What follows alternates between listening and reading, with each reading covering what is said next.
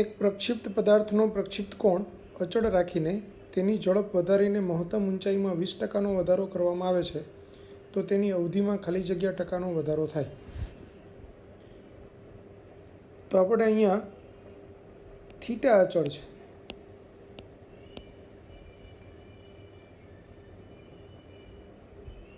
વીને વધારવામાં આવે છે તો મહત્તમ ઊંચાઈમાં 20%નો વધારો થાય છે તો અવધિમાં ખાલી જગ્યા ટકાનો વધારો થાય. h 20% વધે છે તો આરમાં પ્રતિશત વધારો.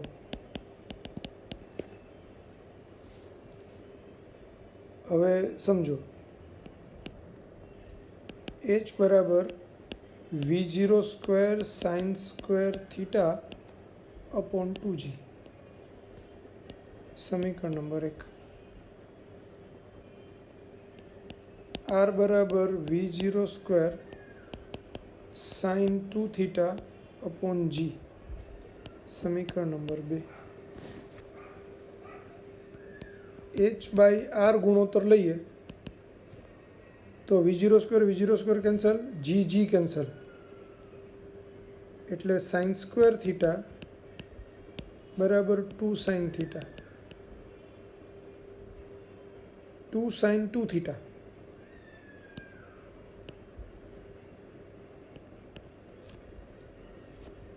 એટલે sin² थीटा એના છેદમાં 2 અને sin 2 थीटा એટલે 2 sin थीटा cos थीटा. એક sin थीटा કેન્સલ એટલે tan थीटा अपॉन 4 कारण के sin theta upon cos theta એટલે tan थीटा અને 2 × 2 એટલે 4. तो h बाय r बराबर tan थीटा अपॉन 4. तो r बराबर 4h अपॉन tan थीटा એટલે કે 4h cot थीटा. આમ બી આપણે ડાયરેક્ટ સૂત્ર બી ખબર છે, r બરાબર 4h cot थीटा.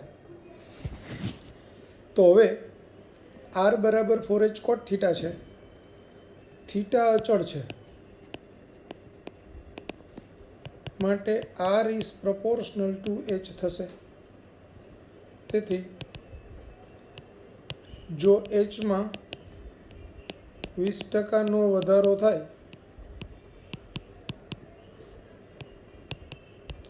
તો આરમાં પણ 20%નો વધારો થાય. એટલે આપણો આન્સર આવશે સી.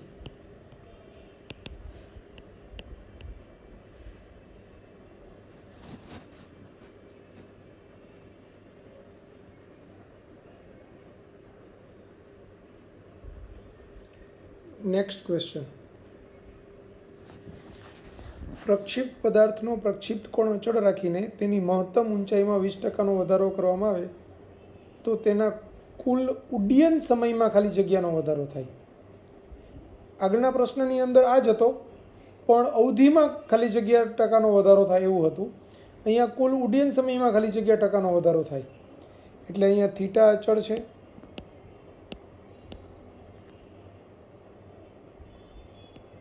એચમાં 20%નો વધારો થાય છે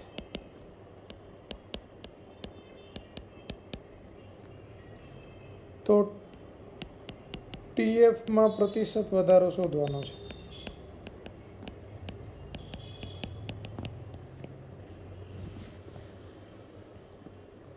હવે એચનું સૂત્ર તો છે જ આપણું v0²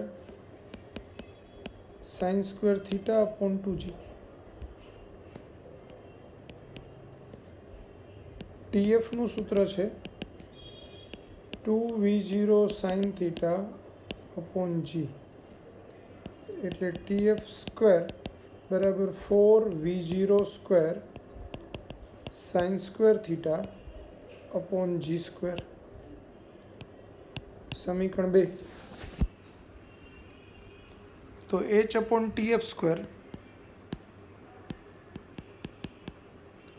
बराबर v0² कैंसल તો લખી નાખું v0² sin square theta upon 2g છેદનો છેદ અંશમાં જાય એટલે g² upon 4v0² sin square theta આ બે કેન્સલ, એક આ g અને એક g કેન્સલ, તો h અપોન tf² બરાબર g અપોન 8 એટલે tf² બરાબર 8h/g. સમીકરણ નંબર 3. બંને બાજુએ વિકલન કરીએ આપણે.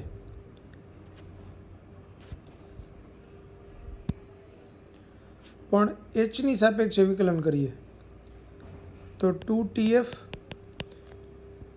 tf² 2tf અને આ dtf/dh. આ બાજુએ એચની સાપેક્ષે વિકલન કરીએ તો 8/g, એચનું વિકલન 1. હવે dh/dh લખવાની જરૂર નથી એટલે આ dh ગુણાકારમાં જાય તો 2tf dtf બરાબર 8/g dh. સમીકરણ number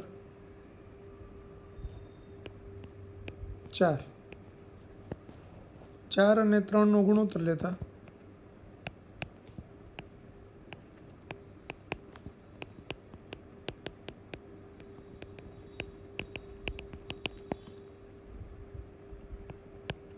tf dtf upon tf². અહીંયા 8/g dh છેદમાં 8/g h આ બે કેન્સલ, એક આ tf અને એક tf કેન્સલ,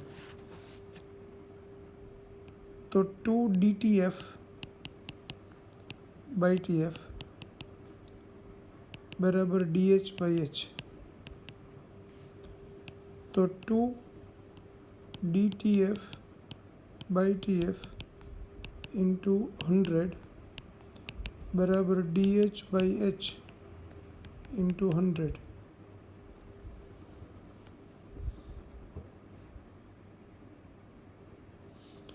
હવે જો dh/h ઇન્ટુ 100 એટલે hમાં પ્રતિશત વધારો અને dtf/tf ઇન્ટુ 100 એટલે tfમાં પ્રતિશત વધારો. તો અહીંયા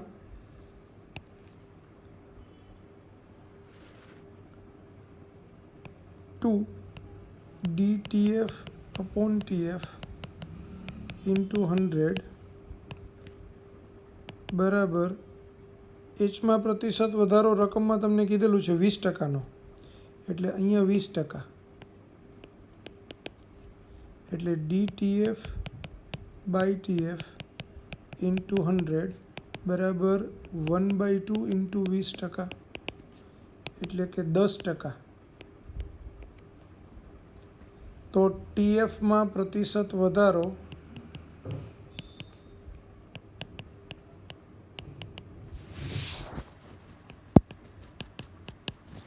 બરાબર 10% થાય. તો 10% એટલે આપણો બી આન્સર આવશે. તો આન્સર બી. આ રકમ હમણાં અહીંયા નથી.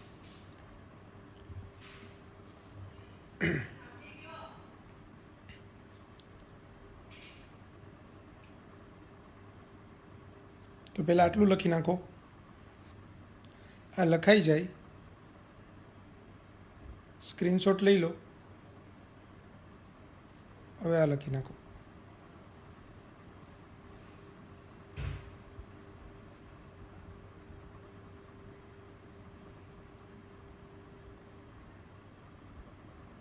પ્રારંભિક વેગથી એ અને બી પદાર્થને એવી રીતે ફેંકવામાં આવે છે કે જેથી તેમની મહત્તમ ઊંચાઈઓનો ગુણોત્તર 3:1 મળે. જો પદાર્થ એનો પ્રારંભિક વેગ 3 ગણો કરવામાં આવે તો તેમની સમક્ષિતિજ અવધિનો ગુણોત્તર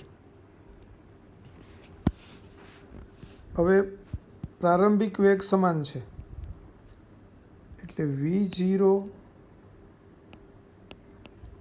સમાન છે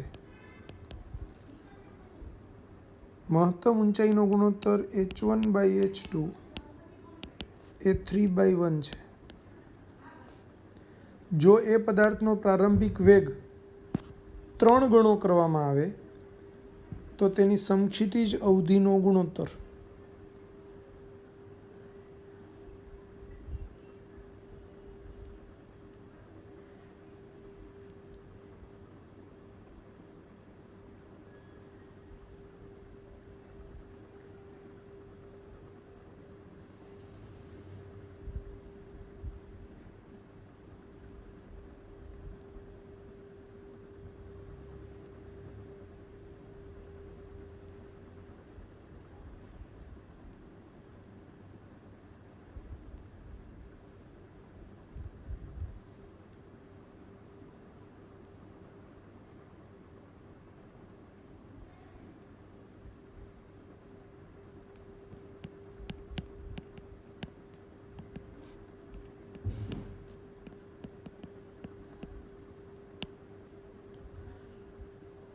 h1 એટલે v0² sin² θ1/g છેદમાં v0² sin² θ2/g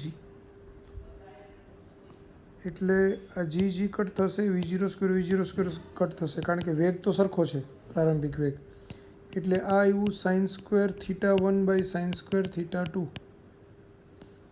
હવે h1/h2 નો ગુણોત્તર 3:1 છે એટલે 3/1 is equal two sin² θ1/sin² θ2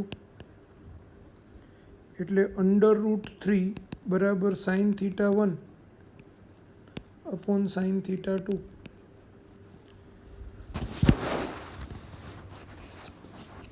હવે √3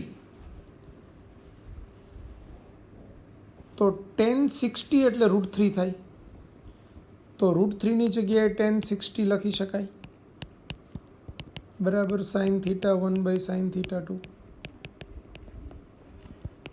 કારણ tan 60 એટલે √3.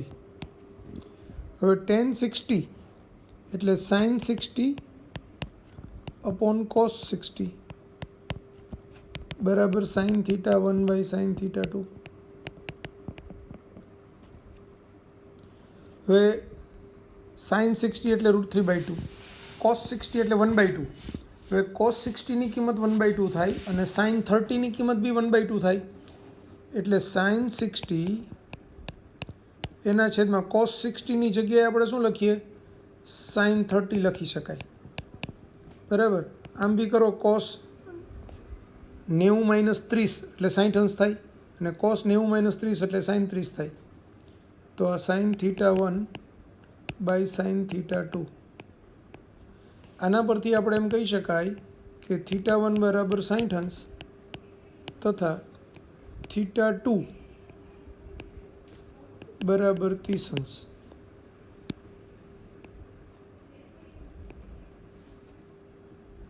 હવે θ1 60 અંશ છે, θ2 30 અંશ છે.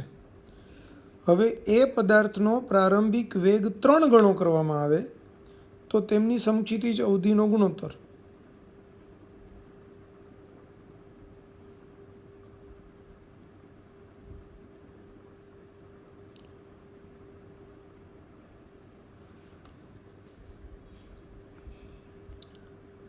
તો એનો પ્રારંભિક વેગ 3 ગણો કરવાનો છે, બીનો નથી કરવાનો. એટલે RA/RB બરાબર 3v0²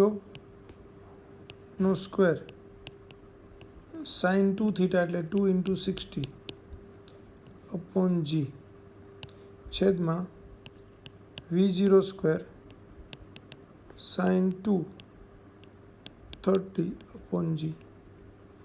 g કટ થશે, v0² કટ થશે, 3 નો વર્ગ 9 એટલે 9, sin 60 × 2 એટલે sin 120 છેદમાં sin 60. હવે સાઇન 120 એટલે સાઇન 180 માઇનસ 60 એટલે પાછું સાઇન 60 જ થાય, એટલે 9 સાઇન 60 અપોન સાઇન 60, એટલે આ બે ઉડી જાય એટલે આવશે 9. અહીંયા હું તમને જરાક બતાવી દઉં, સાઇન 120 એટલે સાઇન 180 માઇનસ 60, 180 માઇનસ 60 કરો તમે એટલે 120 થાય, પણ સાઇન 180 માઇનસ થીટા એટલે સાઇન થીટા થાય, એટલે આ સાઇન 60નું 60 જ થશે. આપણે આમ લીધું ઓલ STC, તો 180 માઇનસ થીટા ખૂણો છે એ બીજા ચરણનો ખૂણો છે, એમાં સાઇન ધન છે એટલે, અને 180 માઇનસ થીટા હોય તો સાઇનનું સાઇન, કોસનું કોસ ને ટેનનું ટેન જ રહીએ, એટલે સાઇન 180 માઇનસ 60 એટલે સાઇન 60 જ થાય, અને બીજા ચરણમાં સાઇન ધન છે એટલે સાઇન 60 બી ધન આવે, એટલે સાઇન 120 એટલે સાઇન 60 થાય, સાઇન 60 એટલે √3/2, તો એ બે ઉપર નીચે સાઇન 60 ઉડી જાય એટલે આન્સર આવે 9, એટલે આપણો જવાબ આવશે 9/1 ડી.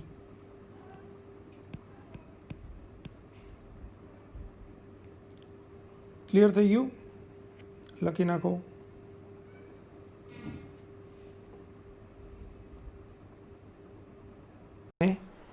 (1/√2) ઝડપના ગુણોત્તરથી પ્રક્ષેપવામાં આવે તો તેઓ સરખી ઊંચાઈ મેળવે છે.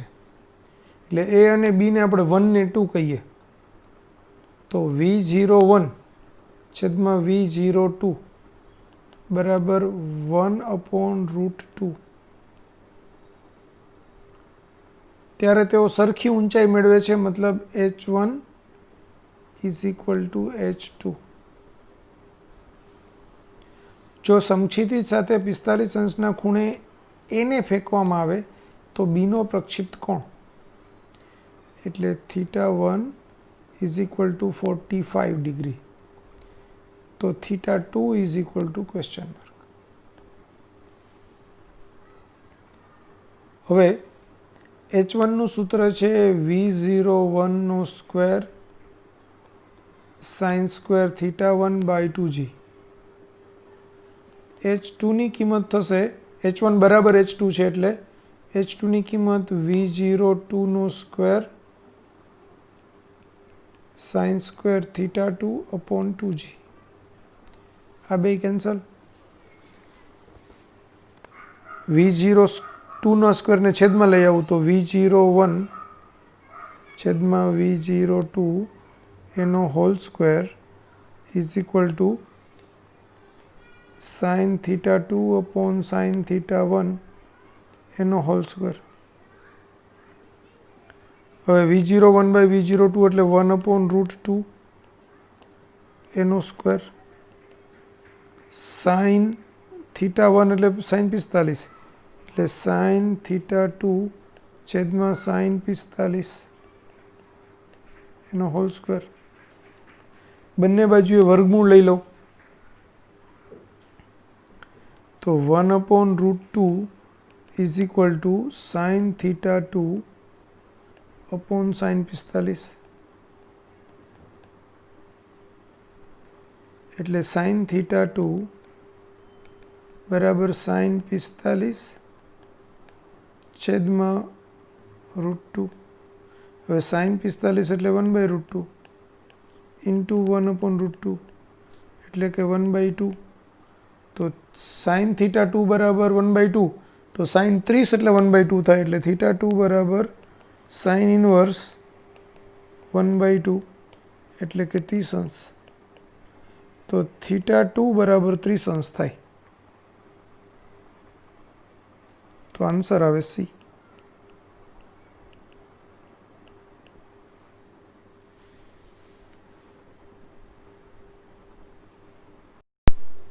જ્યારે કણ XY સમતલમાં અચળ પ્રવેગ a થી y દિશામાં ગતિ કરે ત્યારે t બરાબર 0 સમયે તે ઉગમ બિંદુ પાસે હોય છે. જો તેની ગતિનું સમીકરણ y બરાબર bx² હોય તો તેના વેગનો x દિશાનો ઘટક ખાલી જગ્યા,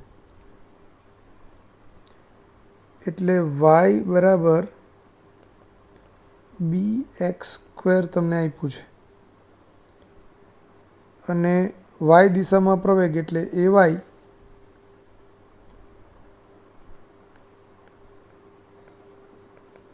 એટલે D V Y by DT એનું મૂલ્ય આપ્યું છે એ.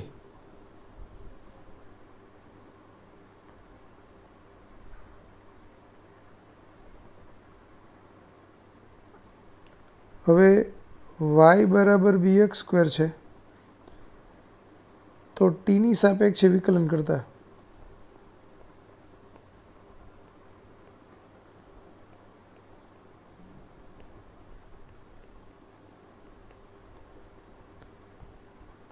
તો dy by DT is equal to b x સ્ક્વેરનું થાય 2x અને ટીની સાપેક્ષે વિકલન છે અને આપણે કર્યું એક્સની સાપેક્ષે એટલે અહીંયા dx બાય ડીટી મારે લખવું પડે.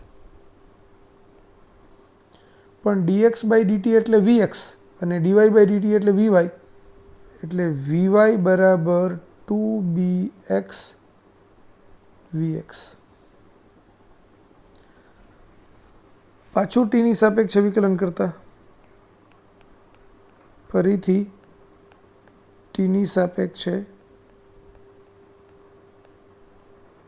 વિકલન કરતા તો dvy by DT is equal to, હવે જુઓ અહીંયા એક્સ અને વીએક્સનો ગુણાકાર છે બરાબર, અથવા તો 2bx અને vxનો ગુણાકાર છે તો 2bx અચળ ત્યારે vxનું વિકલન dvx બાય ડીટી વત્તા 2b vx અચળ અને xનું થાય dx બાય ડીટી. હવે dvy બાય ડીટી એટલે ay, 2bx dvx by DT એટલે ax વત્તા 2bvx અને dx બાય ડીટી એટલે bvx. પરંતુ y દિશામાં અચળ પ્રવેગ એ છે એટલે ay બરાબર a, x દિશામાં એને કોઈ પ્રવેગ જ નથી એટલે ax બરાબર 0. માટે ay એટલે a, 2bx ax એટલે 0 વત્તા 2b vx ઇન્ટુ vx એટલે vxનો વર્ગ. હવે આ આખું ટર્મ 0 થઈ ગયું એટલે a અપોન 2b બરાબર vxનો વર્ગ, મારે vx જ શોધવાનું છે એટલે vx બરાબર under route a upon 2b.